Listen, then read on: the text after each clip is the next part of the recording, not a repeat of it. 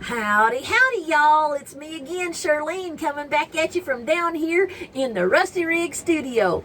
Isn't that a cute name I give it? I tell you what, I'm just so happy to be down here with y'all, taking a little break from Baylene's wedding doings and all the stuff she's got going on and all of that. Shirlene, time for you to go tanning again and put on a clean shirt and keep your fingernails clean and I don't know what we're doing all that for, but it's going to be over on Thursday when she marries that feller again. And we hope it takes this time and that she'll be real happy, because that's all we want, and we're just going along with it for, anyway. Well, what I come down here to tell you was a very special day in our family, and today is MeMaw and PawPa's 62nd wedding anniversary, and we're just so proud of them. And 62 years of just love and devotion and never flinching on their wedding vows, and it's just been wonderful. It ain't all been wonderful. They have, in my opinion, done a little bit more than their fair share of fussing at one another. And, I told you that. Well, no, you didn't tell me that. I know good and well I did tell you that. Well, no, you didn't tell me that, because if you told me that, how come I didn't know it? Well, you didn't know it because you don't ever listen to me. Well, sure I do. I hang on your every word. Well, no, you don't, because if you hung on by every word, you'd know I said it. And, oh, Lordy, just round and round the cobbler's bench we go on that. And I'll tell you what, you don't want to get in the middle of that monkey chasing that weasel, because it'll make you dizzy. And I know that because I have lived it down there, listening to all that. But they love one another, and they get along real good. And, come to think of it, they've been getting along a lot better than they ever used to. And I don't know exactly how come that is. I guess, well, if I got to thinking about it real hard, I think I do know why they get along so good these days. It's, because PawPa is deaf as a post.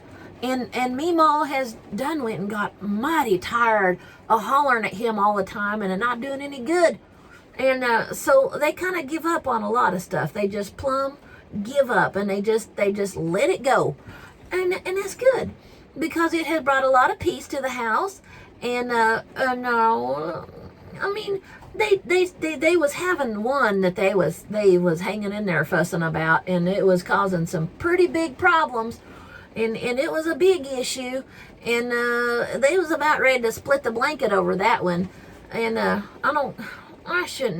probably shouldn't tell you about it, because I don't think it's real polite conversation.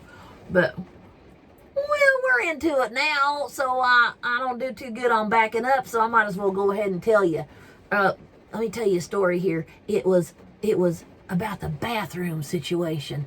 Well, you see, PawPa, he's got this stove-up hip situation, and it causes him just a terrible lot of discomfort.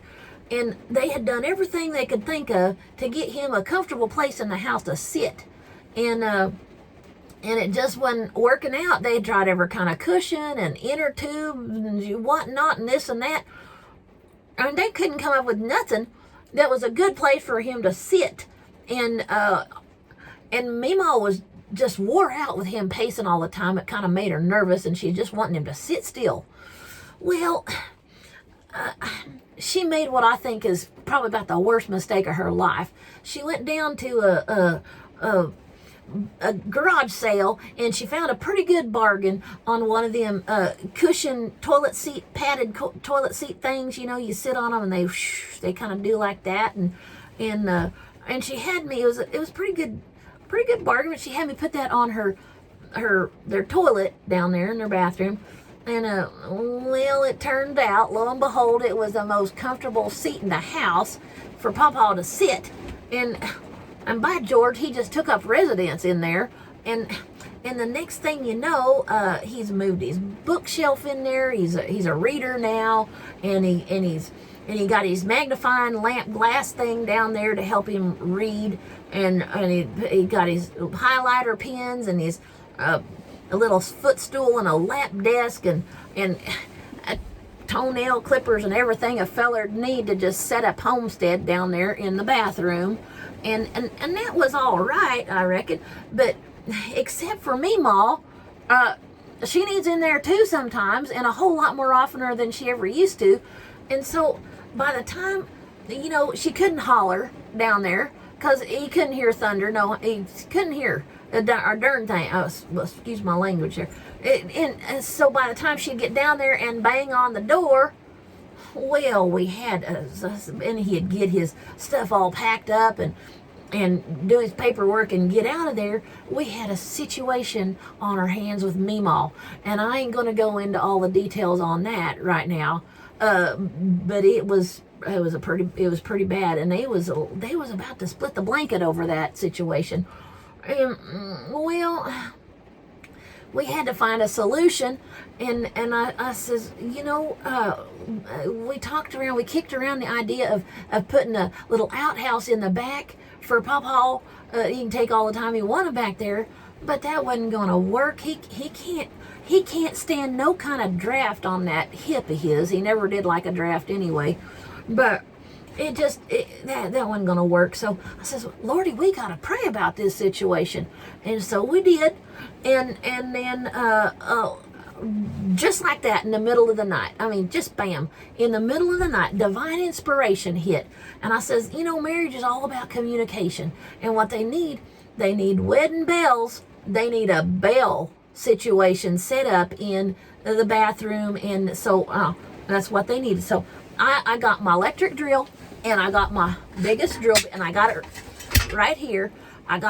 This is my biggest drill bit, and I drilled that through the bathroom wall there a time or two. It took, well, if I'm going to be honest with you, it took a few times, because I'll run into some things I wasn't planning to run into, but I got it done, and I found the best one of them holes. I run this rope through there, right here, this rope. I run it through there, and then I put that down there on a hook right over the john there where PawPaw sits, and put a bell on there. Put a bell on that, and then run it down the hall there, down to where MeMaw sits, and run. And this is the tricky thing here. Put a bell down there on her end, because as you know, communication is a two-way street. And so now, when she hears nature's call, she can just jangle that bell and let PawPaw know she's needing to head that way. And then here's the beautiful part. PawPaw, he can jangle that bell back at her as if to say, "Sweet baby," that's what he calls her. "Sweet baby, I hear you. I hear you, and I'm a-coming out. And you can just head on this way, sweet baby." And so she heads on down there, and then by the time she gets down there, he's put away all his rigging there, and he's done his paperwork, and he's coming out. And it's a real nice situation. And really, the only problem they got left now is when they're coming out and she's coming in, and he's going, do you go left or do you go right? And that kind of, they do that little dance thing, and it's kind of cute. And so that's it. I mean, and they're back together again, and things are just working out. And they don't have that fussing anymore.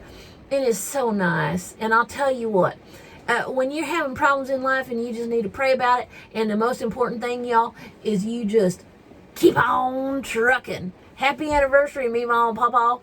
I love you, and we'll talk to y'all later. Bye now.